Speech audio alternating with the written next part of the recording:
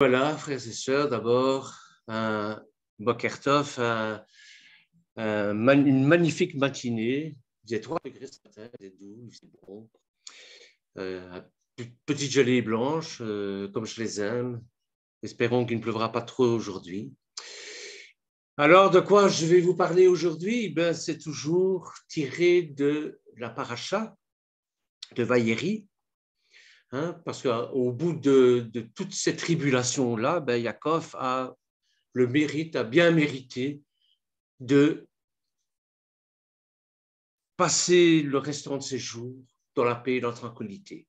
Bernard, excuse-moi, est-ce que tu peux dire en français où on en est? Parce que Serge a une Bible et il voudrait bien suivre aussi. Oui. On est à Vaïeri, c'est-à-dire au niveau de la paracha, on est avec Vaïeri, c'est-à-dire la dernière section de la paracha du livre de Bereshit. Et ce que je vais expliquer, c'est un peu le testament de Yeshua en Jean au chapitre 17. Voilà. Parce que la paracha Vaïeri ferme le livre de Bereshit. Donc, le premier livre des 5 livres du Pentateuque est terminé. Et cette dernière partie de Vaïeri concerne les dernières volontés de Yaakov. Et de quoi il s'agit dans cette dernière volonté de Yaakov? Comme je vous le disais, il a bien mérité de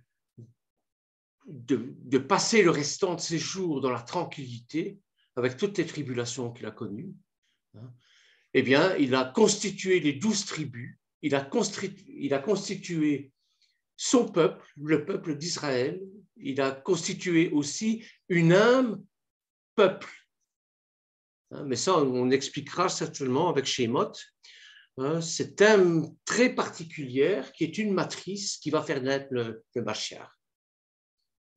Donc, on est parti avec Abraham, un homme, puis une famille, Isaac, qui a donné Yaakov et Ésav, et Yaakov qui va donner les 12 tribus avec ses 4 femmes.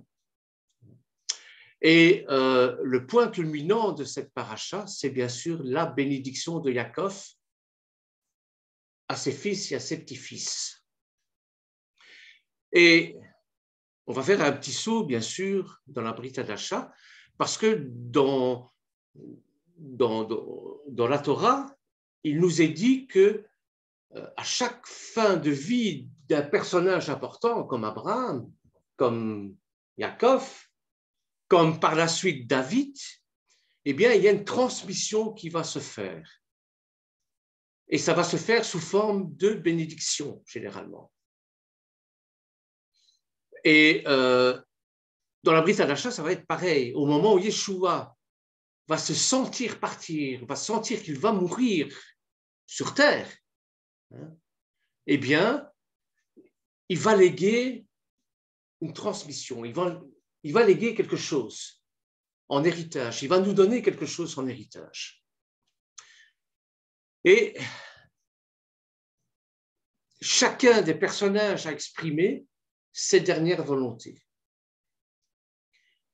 Il arrive aussi que nous devrons léguer à nos enfants un héritage, que ce soit un héritage matériel, que ce soit un héritage psychologique. Moi, j'espère que mes enfants hériteront de moi ma bonne humeur et ma joie de vivre. Ça, c'est au niveau psychologique. Mais plus que ça, j'espère aussi qu'ils vont recevoir l'héritage spirituel que j'essaie de transmettre. Amen. Et quelles recommandations allons-nous leur apporter? Quel héritage allons-nous leur apporter? Je crois qu'il faut se poser la question. C'est excessivement important. Qu'est-ce que nous allons leur transmettre comme héritage spirituel? Que l'on croit en Dieu ou pas, eh bien, il est en nous une notion d'âme. Même ceux qui nient farouchement cette pensée en disant qu'après la mort, il n'y a plus rien, eh bien, ils se mentent à eux-mêmes. car Dieu a placé dans chaque être qui vient au monde la pensée de l'éternité. C'est ce qui nous différencie des animaux.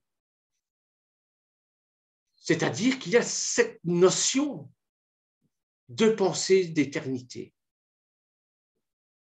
Et c'est pourquoi l'homme déchu par le péché essaye par tous les moyens de se reconnecter à son Créateur parce qu'il refuse de disparaître. Il n'est pas créé pour mourir, l'homme, il est créé pour vivre éternellement. Et l'homme en a conscience. Et cette pensée qu'il est créé éternellement, eh bien, il va refuser sa finitude. Il va refuser de mourir. Et à la différence d'un animal, il veut perpétuer en léguant à sa famille, à ses enfants, à sa société, à l'humanité, quelque chose qui elle, ne va pas mourir, qui va être éternel. Et ce quelque chose est en lui. C'est pourquoi il s'invente un tas de dieux. Il refuse la Torah, mais il s'invente un tas de dieux croyant se connecter à l'éternel. C'est très paradoxal, mais c'est comme ça, l'être humain est ainsi fait. Et non seulement il va se créer un tas de dieux, mais un tas de méthodes aussi, ce qu'on appelle la philosophie. Or, qu'il n'y a qu'une seule voie, c'est par Yeshua qu'on peut se reconnecter au Père, et par son sacrifice, et personne d'autre. Et il va créer toutes sortes de systèmes pour léguer, pour laisser dans ce monde, pour les générations futures, il va essayer de léguer quelque chose d'éternel. Et c'est la musique, par exemple. Je pense aux arts, mais la musique. Sur votre téléphone, vous avez, par exemple, des morceaux de Beethoven, qui est une musique presque éternelle. La littérature, des bouquins. Les hommes vont écrire des bouquins, pas pour eux-mêmes, mais pour la postérité. La peinture, où ils vont transmettre ce qu'ils ressentent à travers la peinture, pas pour eux-mêmes, mais pour que dans les générations futures, on dise « Ah tiens, il a été impacté par tel événement ». Et ainsi de suite, et par des conquêtes militaires aussi. Aujourd'hui, on parle encore d'Alexandre le Grand, de Jules César. Et je crois dans les générations futures, on en parlera encore. Vous voyez, l'homme va essayer par tous les moyens de transmettre quelque chose qui lui vient de Dieu, mais ça, il faut qu'il l'accepte. Il faut qu'il accepte qu'il est un créateur au-dessus de lui. Donc, dans le langage commun, il est connu pour la grande majorité des individus que cette pensée de l'éternité soit bien admise. Et c'est une expression biblique. C'est écrit dans, par exemple, Ecclésiaste au chapitre 3, verset 11, qui va nous dire ceci. Ecclésiaste, chapitre 3, verset 11, parle de Dieu, évidemment, il parle de Yeshua aussi, indirectement.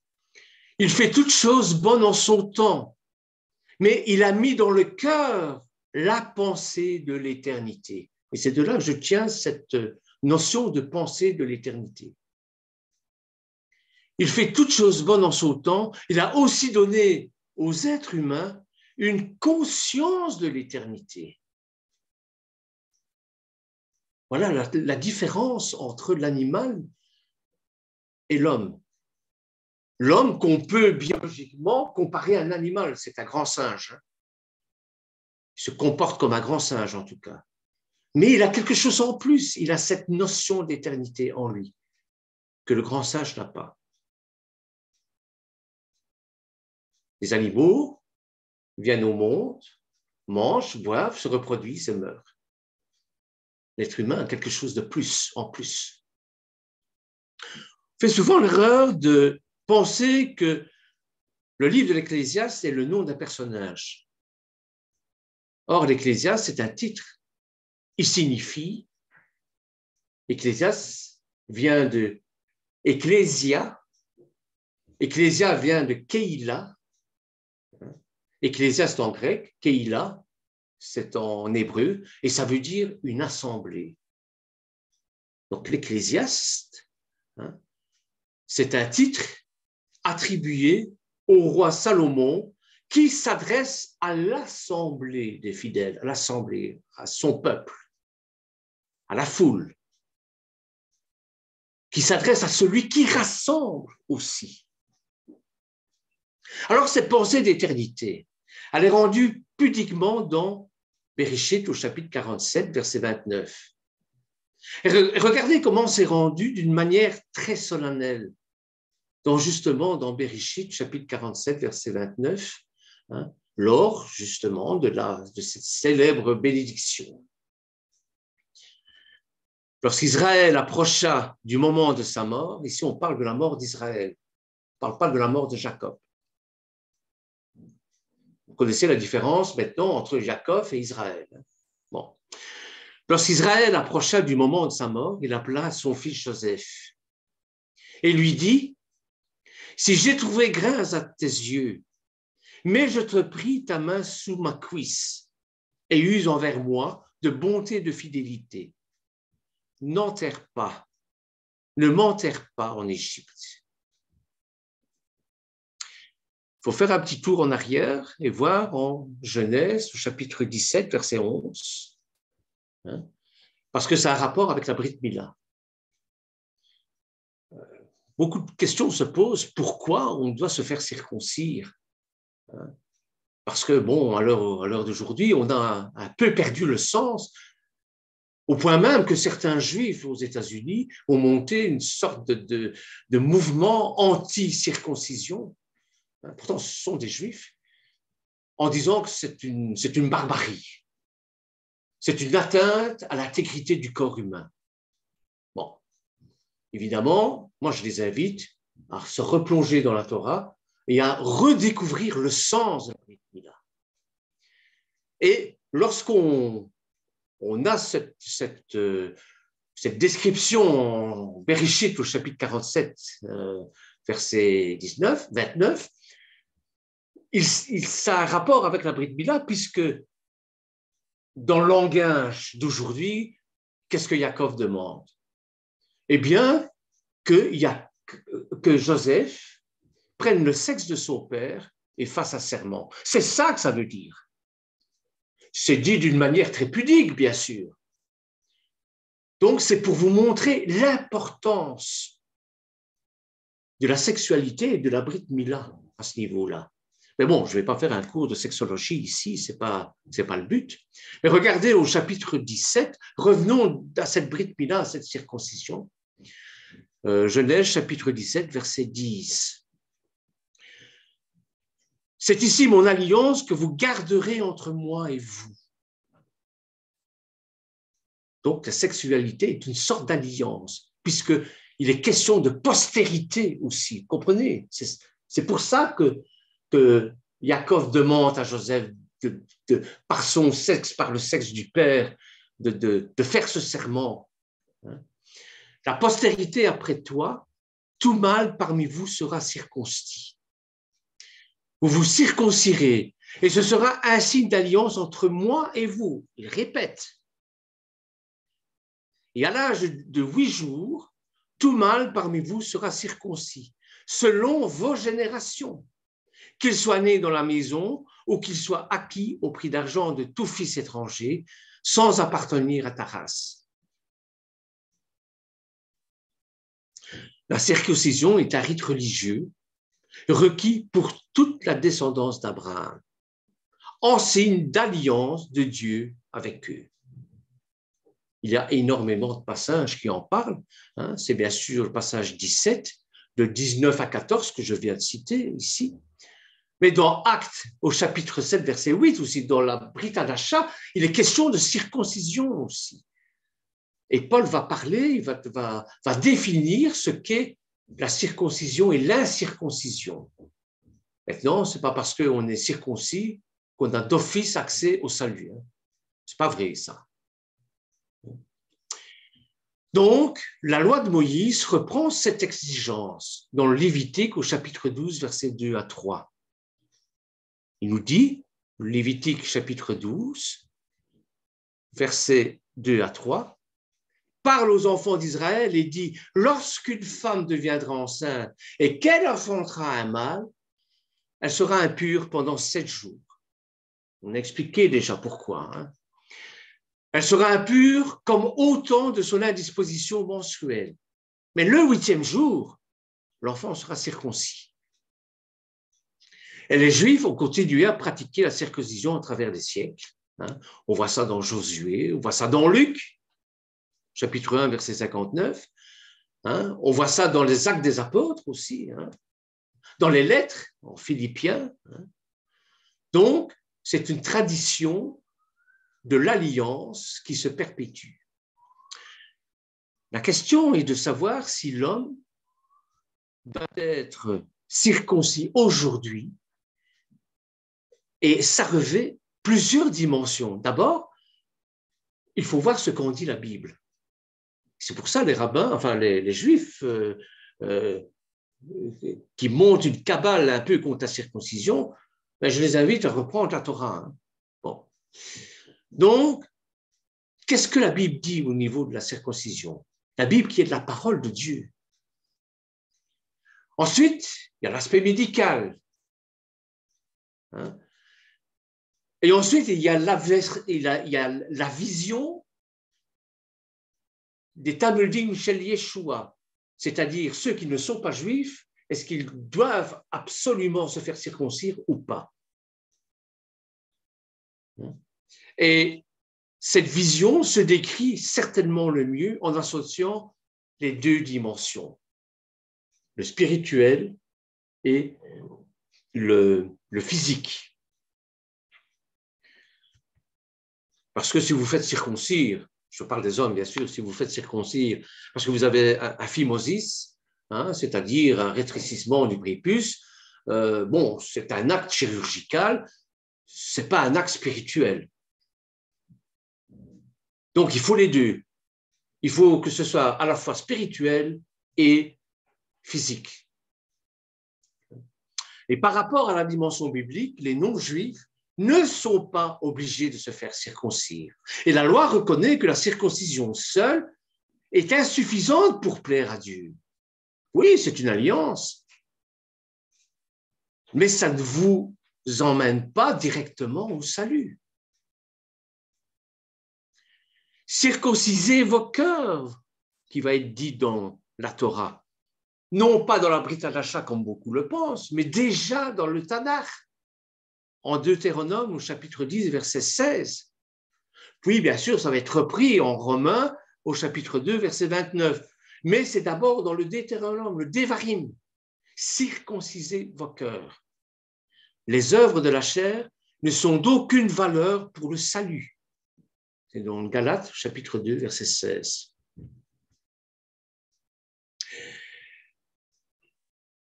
Ce n'est pas la peine de se faire juif pour accéder au salut, c'est ça que je veux dire par là. Si vous êtes non-juif, ben, vous n'êtes pas obligé de vous faire circoncire, c'est-à-dire de vous faire juif pour atteindre le salut, même si Yeshua était juif et circoncis. Et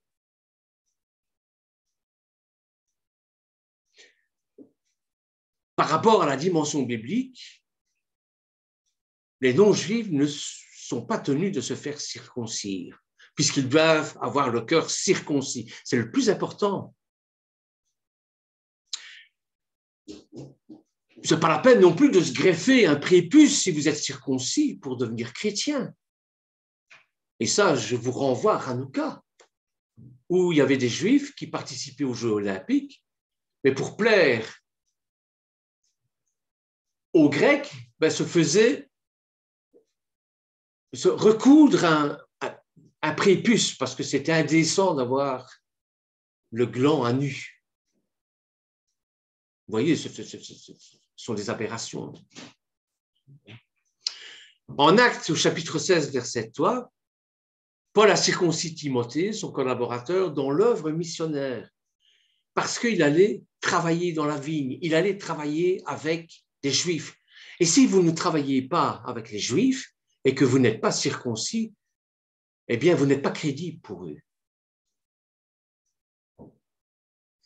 Et Timothée était à moitié juif, lui, puis pour qu'il ne soit pas un obstacle à leurs efforts visant à atteindre les perdus parmi les Juifs. C'est-à-dire que si vous voulez toucher un cœur de juif, eh bien, il faut se présenter comme eux. Paul avait ce mimétisme, il parlait chrétien avec les chrétiens, il parlait juif avec les juifs, il parlait romain avec les romains. Si vous voulez amener les gens au Seigneur, il faut parler leur langage. Si vous parlez un langage qu'ils ne comprennent pas, qu'ils ne comprennent pas, ils ne viendront jamais au Seigneur. Vous comprenez, c'est ça toute la difficulté. Si vous parlez évangélien des athées, ils ne vont pas vous suivre, ils ne vont rien comprendre. Et si vous leur montrez par vos actes ce qu'est le christianisme, ce qu'est être disciple de Yeshua, alors là, tout change. Ce n'est pas évident. Hein? Donc Dieu n'exige pas la circoncision de Timothée, mais s'il est soumis volontairement afin de gagner des Juifs, eh bien il l'a fait. Pourtant, comme Paul l'a écrit clairement en Galates, la circoncision ne change rien au statut ni à la sanctification des choix. Et cet épisode avec Timothée n'a évidemment pas d'application directe pour nous aujourd'hui, car nous n'avons plus besoin d'être circoncis pour atteindre des incroyants, juifs ou non. Quoique, moi je vous dis, si vous voulez parler d'un Messie juif à des juifs, il faut leur ressembler. Sinon, ça ne fonctionnera pas. Encore une fois, le plus important est la circoncision du cœur. Et les deux pour les Juifs. Parce que ce n'est pas parce que vous êtes juif et que vous êtes circoncis que vous avez accès au salut directement. Si vous êtes circoncis, que vous êtes juif et vous rejetez Yeshua, vous êtes perdu. Voyez? De quoi je suis en train de parler là? Eh bien,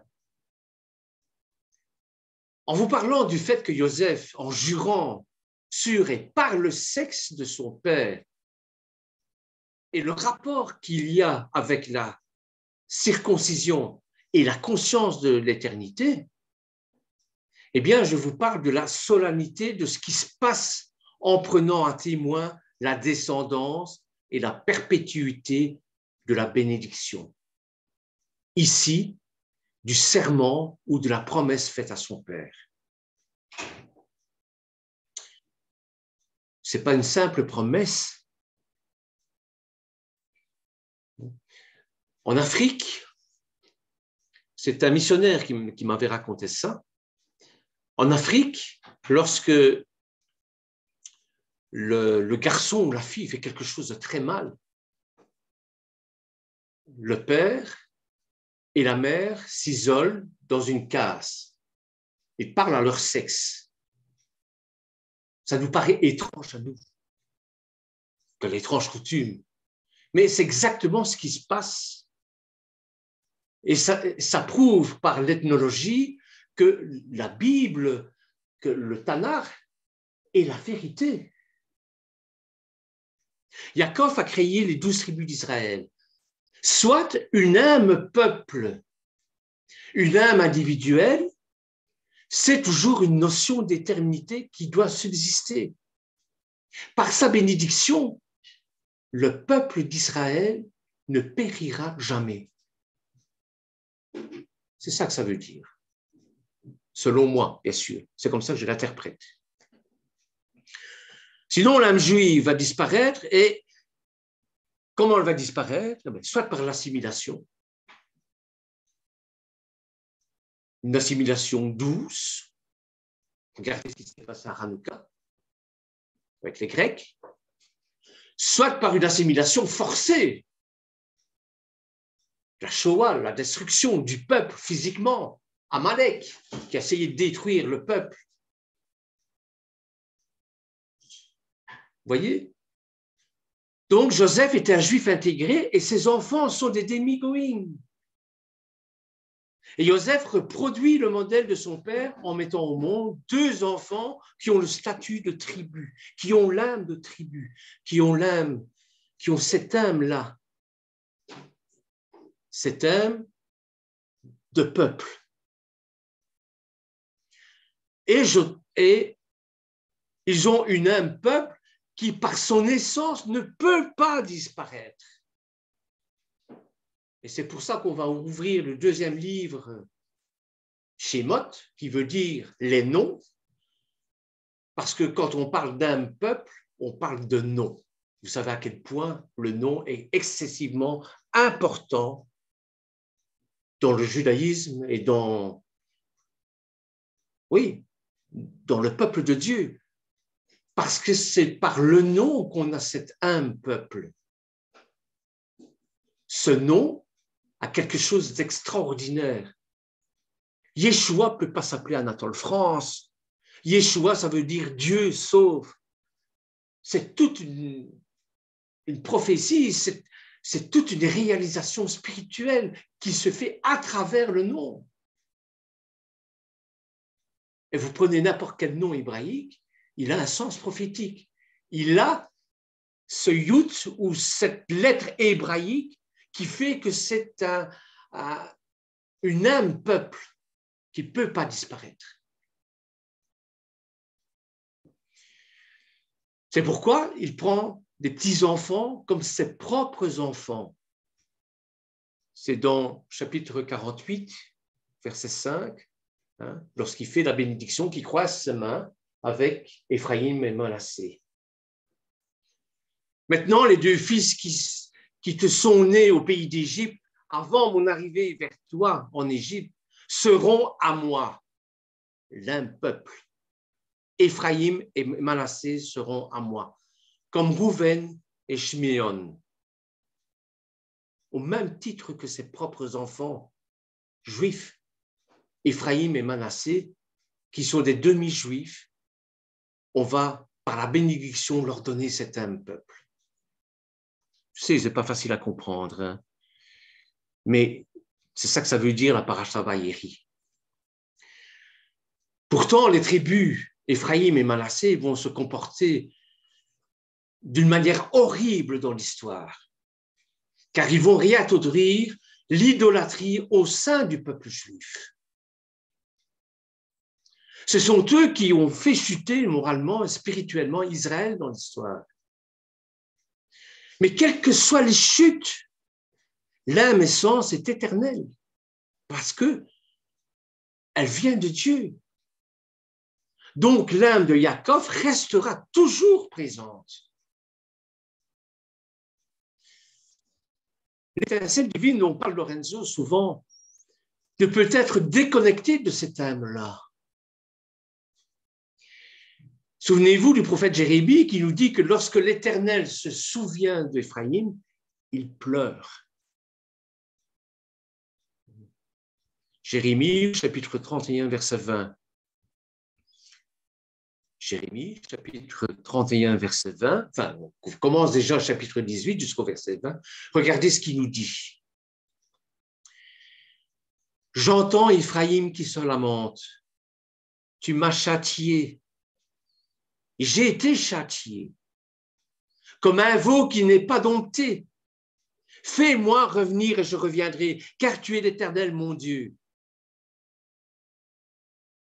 Donc, Éphraïm demande de faire tchouva. Après m'être détourné, j'éprouve du repentir. Après avoir reconnu mes fautes, Je frappe sur ma cuisse. Tiens, de nouveau, la descendance, la transmission par le sexe. Je frappe sur ma cuisse, c'est-à-dire, vous comprenez l'image, hein? Bon. Je suis honteux et confus, car je porte l'opprobre de ma jeunesse. Éphraïm est-il donc pour moi un fils chéri, un enfant qui fait mes délices? Car plus je parle de lui, plus encore son souvenir est en moi. Et ça, c'est par la bénédiction de Yaakov sur Éphraïm. Donc, plus encore ce souvenir est en moi. Aussi mes entrailles sont émues, et en faveur, j'aurai pitié de lui, dit l'Éternel. Dresse des signes, place des poteaux, prends garde à la route, au chemin que tu as suivi. Reviens, Vierge d'Israël, reviens dans ces villes qui sont à toi.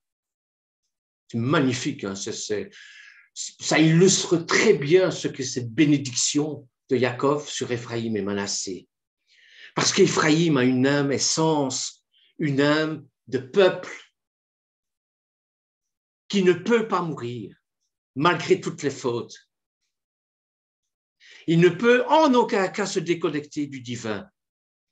Et toutes ces fautes qu'il commet font mal à l'Éternel. Si vous êtes à Yeshua, vous commettez des fautes. Vous flagellez à nouveau Yeshua. C'est comme si vous preniez le fouet et que vous le flagellez Yeshua lors de sa passion. C'est exactement la même chose. Du moins, moi, c'est l'image que je me fais. Alors, on arrive bien sûr ce fameux testament de Yeshua. Il sait qu'il va être arrêté, il sait qu'il va être martyrisé, il sait qu'il va mourir. La résurrection viendra par la suite. Mais n'empêche que dans sa chair humaine, il souffre. Alors, si vous voulez bien prendre, dans Jean au chapitre 17, versets 9 à 19, et si vous voulez bien le prendre, donc Jean chapitre 17, versets 9 à 19, et le lire. Je vous laisse le temps de le prendre parce que on arrive là au cœur du message que j'aimerais bien vous transmettre. S'il y a quelqu'un qui l'a. Donc, chapitre 19, verset 9.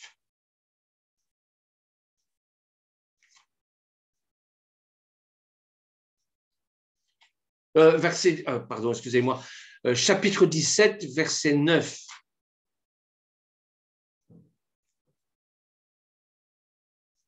Il y a quelqu'un...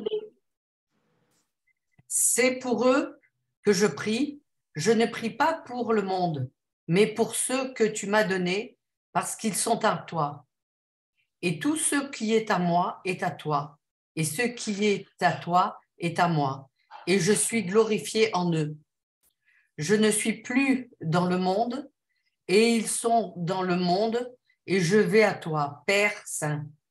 Garde en ton nom ce que tu m'as donné, afin qu'ils soient un comme nous. Lorsque j'étais avec eux dans le monde, je les gardais en ton nom. J'ai gardé ceux que tu m'as donnés et aucun d'eux ne s'est perdu, sinon le fils de perdition, afin que l'écriture fût accomplie. Et maintenant, je vais à toi et je te dis ces choses dans le monde, afin qu'il ait en eux ma joie parfaite. C'est bon? Ou t'en veux encore? Continue jusqu'au 19. Jusqu'au 19. Je leur ai donné ta parole et le monde les a haïs parce qu'ils ne sont pas du monde comme moi. Je ne suis pas du monde. Je ne te prie pas de les ôter du monde, mais de les préserver du mal. Ils ne sont pas du monde comme moi. Je ne suis pas du monde. Sanctifie-les par ta vérité, ta parole est la vérité. Comme tu m'as envoyé dans le monde, je les ai aussi envoyés dans le monde. Et je me sanctifie moi-même pour eux, afin qu'eux aussi soient sanctifiés par la vérité. Amen. Amen.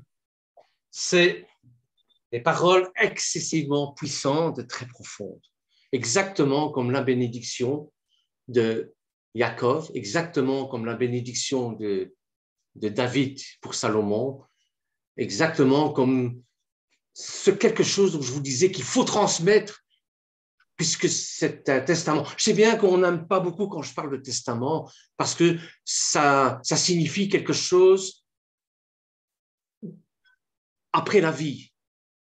Or, Yeshua vit éternellement, puisqu'il est Dieu, hein, mais sa mort très bien.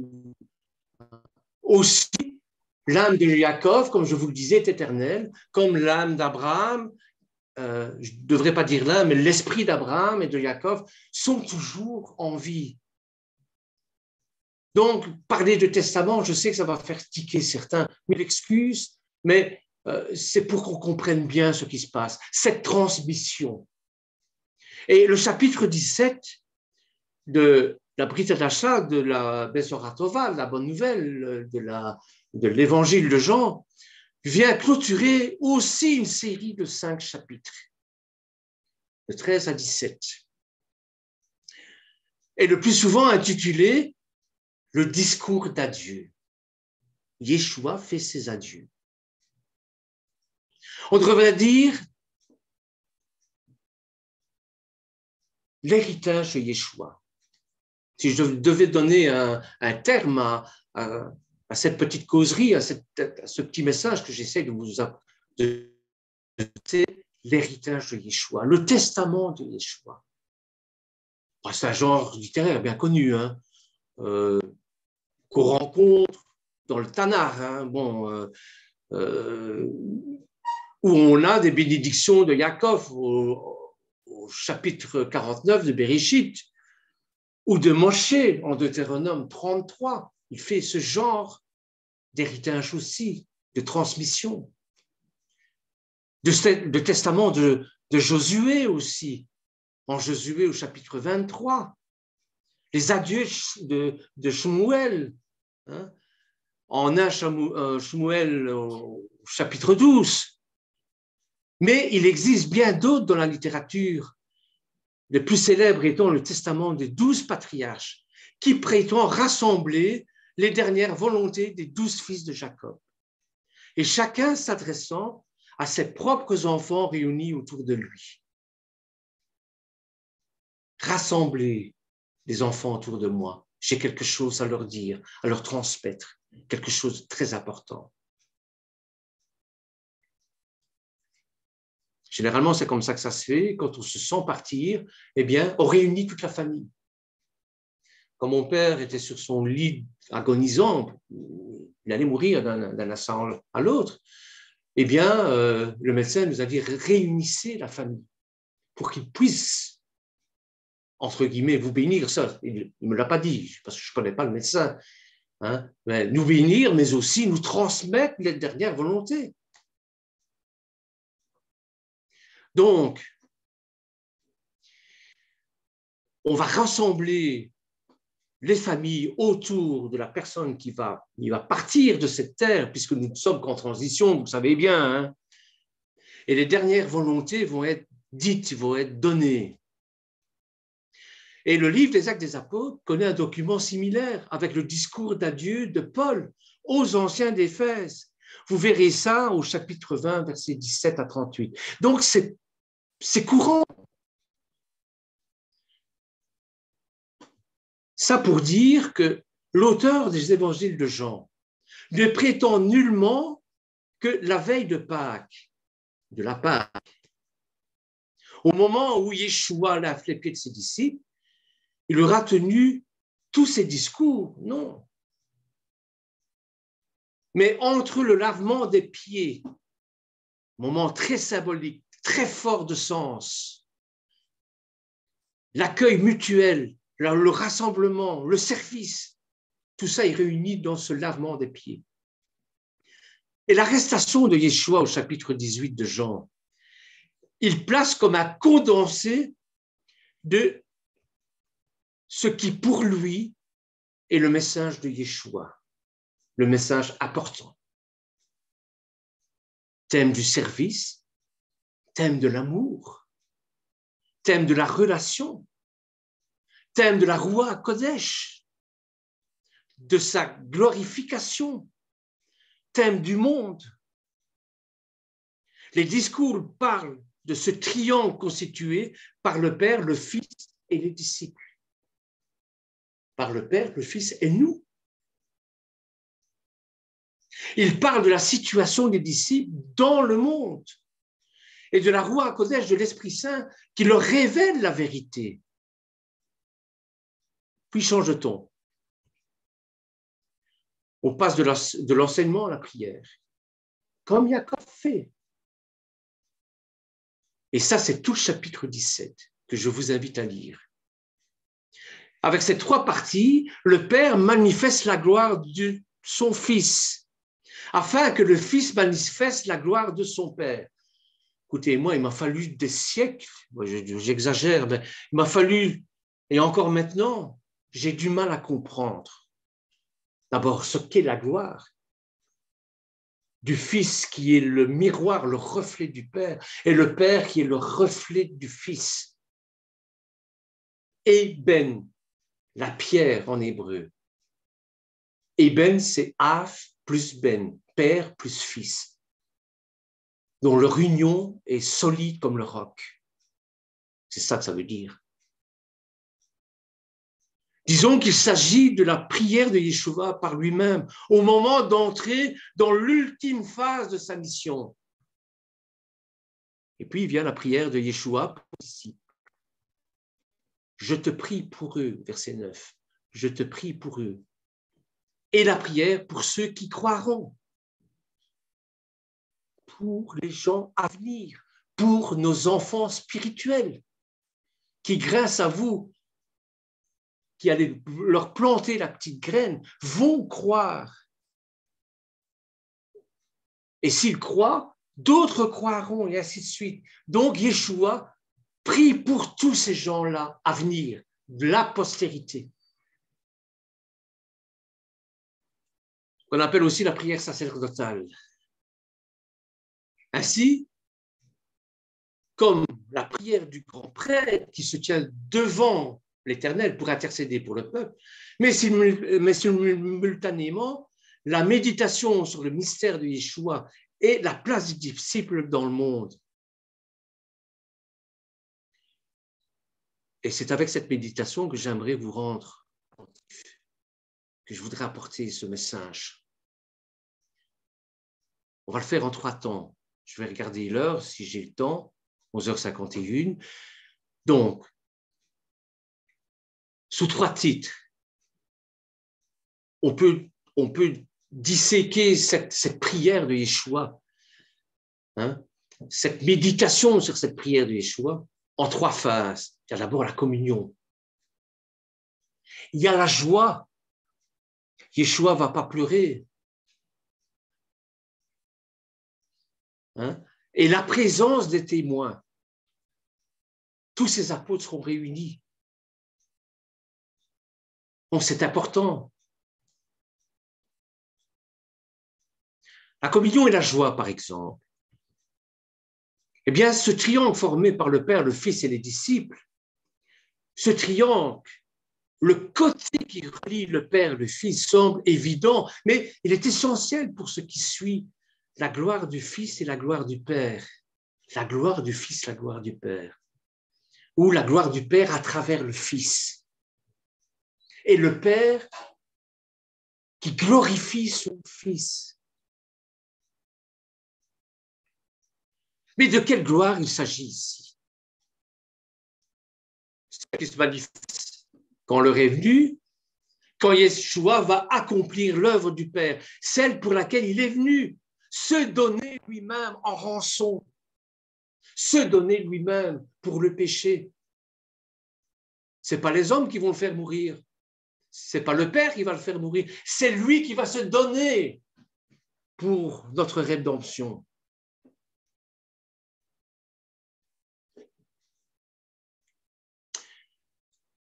Et ça, c'est pour que le monde connaisse la vérité sur le Père.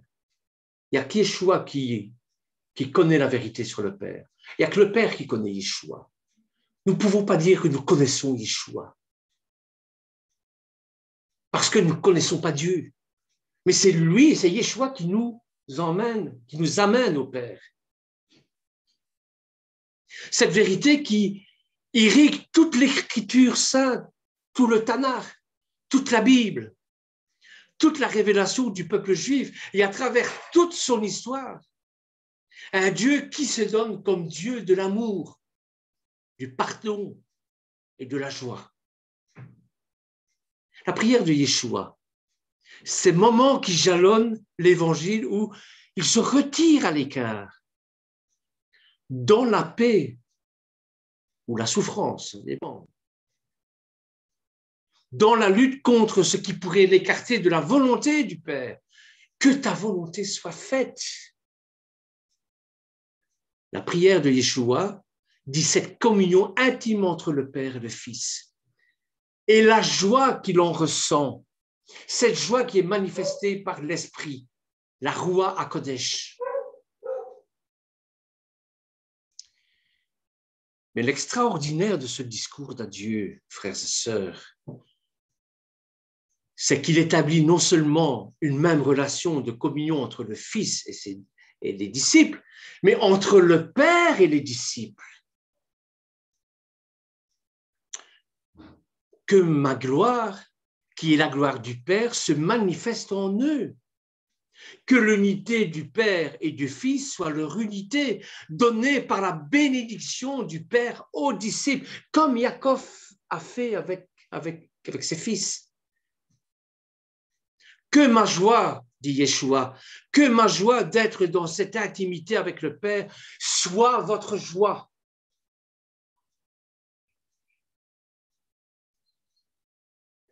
Et à l'arrière-plan, il y a le fait même qu'il s'agit d'un discours d'adieu.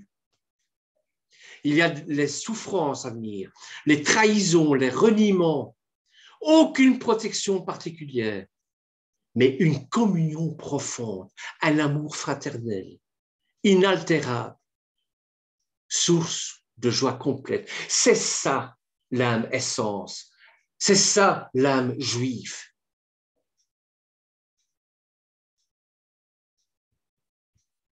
Vous savez, le monde et la vérité.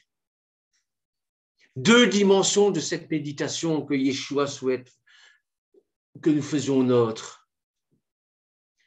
Ils sont dans le monde. Nous sommes dans le monde. Ça ne sert à rien d'avoir la tête dans les nuages. Nous avons une foi agissante dans ce monde pour réparer ce monde. Être dans ce monde sans être du monde, c'est excessivement difficile à comprendre. Et c'est pour ça qu'il y a beaucoup de chutes, beaucoup de péchés. C'est parce qu'on est dans le monde et on est impacté par les sentiments de nos frères, de nos sœurs, de toute une série de choses qui nous impactent. Et avec le temps et avec l'usure, on tombe. Le monde est perçu comme une présence hostile. Le lieu où le mal peut s'exercer, qui rejette la volonté de Dieu, qui rejette sa parole, qui rejette Yeshua, qui nous rejette. Et ces paroles de Yeshua, placées dans l'évangile de Jean, en discours d'adieu, à la veille de la passion, ne peuvent être marquées par la haine dont Yeshua va être victime. Mais s'agit-il seulement de paroles marquées par leur contexte? Je ne pense pas. Il y a autre chose. Il s'agit bien plus d'un constat que le monde est sans Dieu. Et cela ne doit rien nous surprendre. Ce monde est le monde de Satan. Et Dieu n'y a pas sa place. Or, le don de la Torah sur la montagne, c'est quoi? C'est Dieu, c'est l'Éternel qui vient dans la matière, dans ce monde. Et c'est pour ça qu'Yeshua reviendra à la fin des temps pour restaurer le royaume de son Père sur cette terre en chassant l'Antichrist qui est l'esprit de Satan. Amen.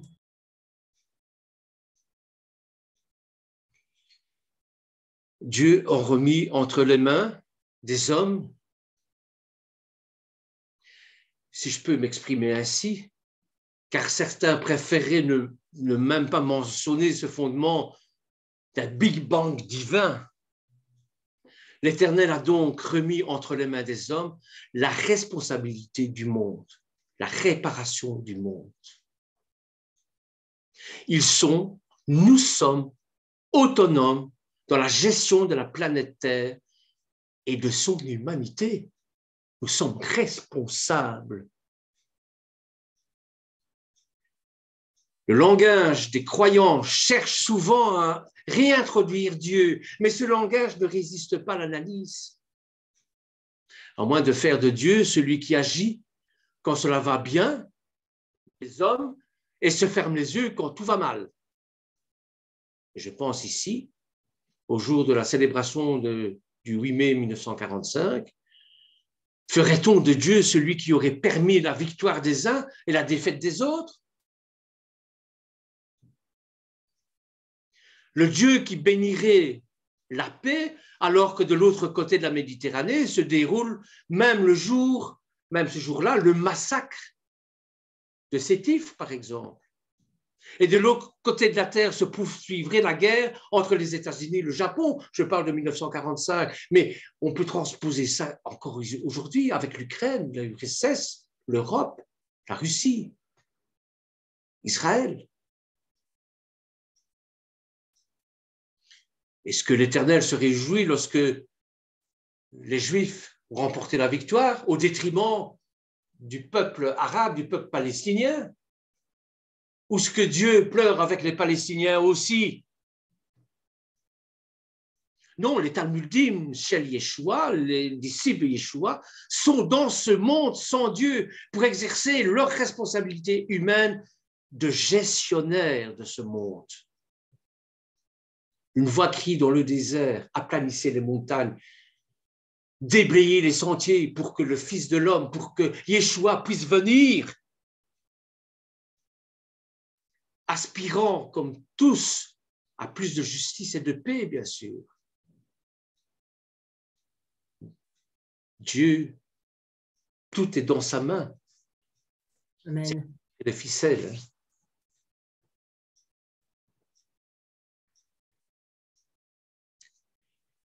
Mais les disciples qui sont dans ce monde ne sont pas de ce monde. Qu'est-ce que ça veut dire, ça? Mais ils n'appartiennent pas à ce monde, en ce sens qu'ils ne partagent plus les valeurs de ce monde, qui ne nécessitent pas à rejeter le Fils de Dieu. Si vous êtes contre l'avortement, si vous êtes contre l'euthanasie, si vous êtes contre le mariage homosexuel, mais vous êtes des fils de Dieu. Or, on tolère tout ça. Si vous êtes de ce monde, vraiment de ce monde, vous devez adhérer à ça. Or, nous n'adhérons pas à ça parce que nous sommes de ce monde sans être de ce monde. Est-ce que vous comprenez? J'ai du mal à faire passer ce genre de message parce que c'est excessivement profond et difficile. Seigneur, viens à mon secours, viens à mon aide, sans toi, je ne peux rien faire. Ils vivent déjà dans un autre monde. Nous vivons dans un autre monde. Celui qui, malgré les souffrances et même les joies de ce monde, est fondé sur la communion fraternelle, une communion profonde, inaltérable avec leur Père.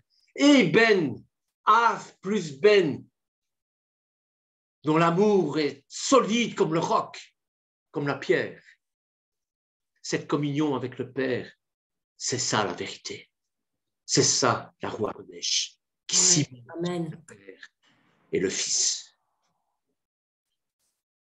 Voyez, frères et sœurs, dans ce monde, on est dans ce monde et pas de ce monde. En plus, et après je terminerai là, je vais m'arrêter sur la présence de témoins. Autour de la personne qui va mourir, tout le monde est réuni.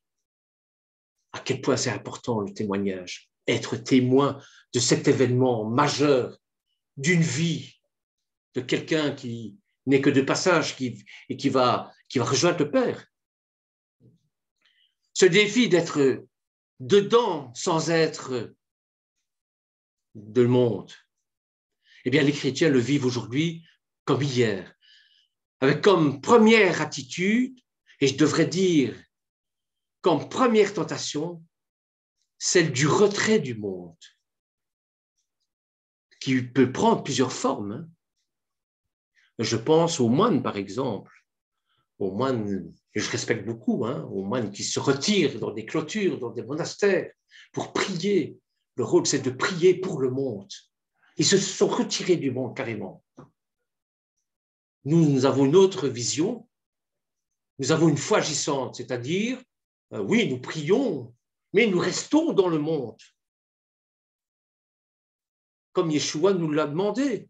Il ne demande pas au Père que nous enlever du monde. Il nous dit simplement de nous protéger contre le mal. Enfin, simplement.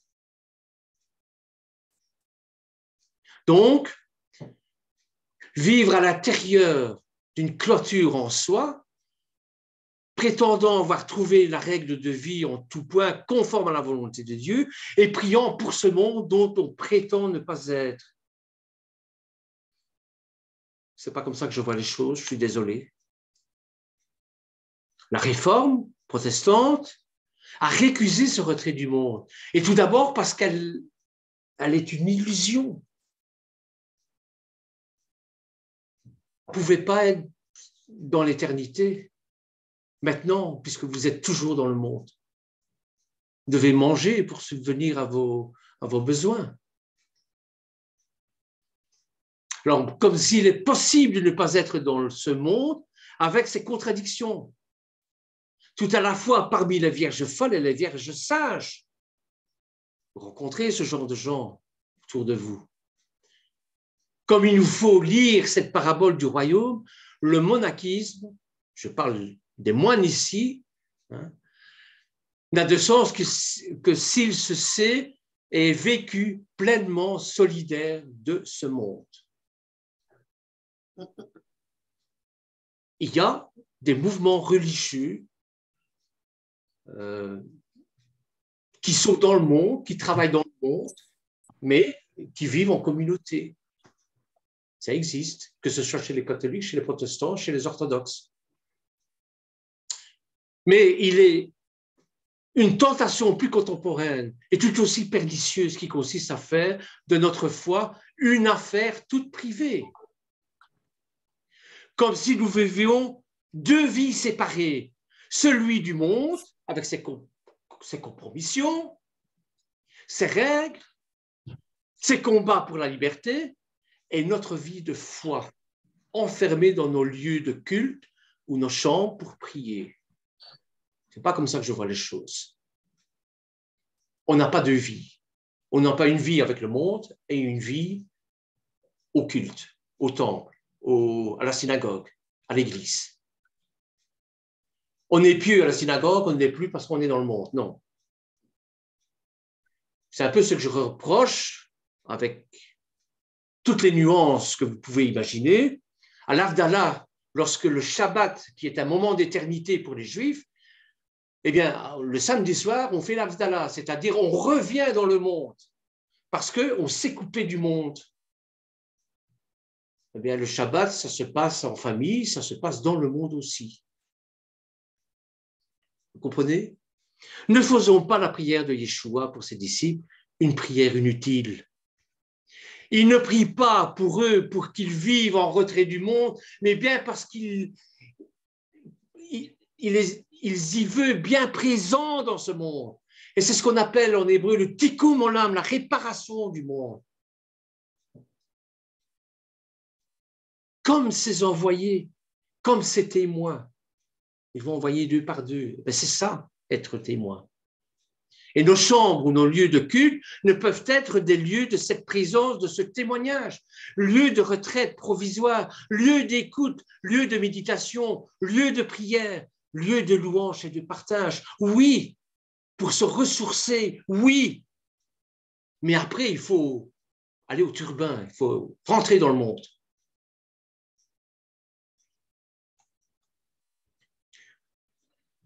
Tout cela, et plus encore, bien sûr, hein, mais bon. D'ailleurs, Yeshua va lui dire lui-même, je terminerai par cette phrase, « Je les ai envoyés dans le monde comme tu m'as envoyé dans le monde. » L'ordre de leur mission est clair et net. Yeshua nous veut présents dans ce monde, à l'écoute de la parole de Dieu, qui est vérité, et témoin de cette parole. Mais avec Yeshua, il n'y a pas de fausses illusions. Le monde ne changera pas, frères et sœurs. Il ne peut pas être vocation à changer. C'est pas lui qui va changer. Il restera toujours un monde sans Dieu, livré à la responsabilité des hommes. Ce sont les hommes qui doivent changer, pas le monde. Nous pouvons être pour eux des signes d'une autre réalité. Et c'est de la communion de Dieu veut pour tous les hommes avec lui. C'est ça le signe. Et cette communion naît d'un autre regard sur le monde. Ce monde qui ne changera pas, qui n'a jamais changé depuis le commencement, depuis sa création, qui continue envers et contre tout. Mais ce sont les hommes qui doivent changer, le cœur des hommes qui doivent changer. Un monde destiné à l'amour de Dieu, à son pardon et à sa joie. Que l'Éternel vous bénisse en tout cas. Voici le message que j'avais envie de vous partager ce matin. Amen. Amen. Merci Bernard. Amen. Oui, merci Bernard. Merci bien.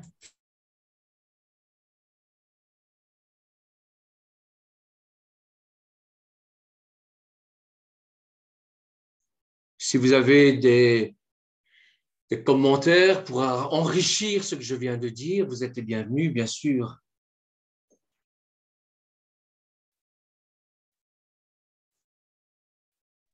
Et comme on est dans le monde, c'est normal qu'on doit se rependre chaque jour. Hein?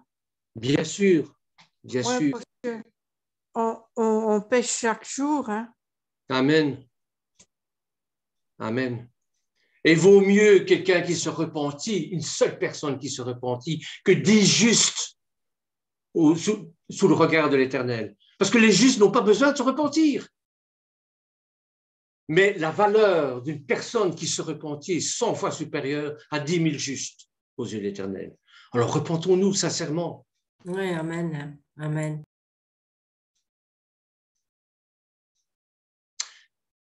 Voilà, frères et sœurs. Soyez bénis en tout cas. Violette, tu veux bien nous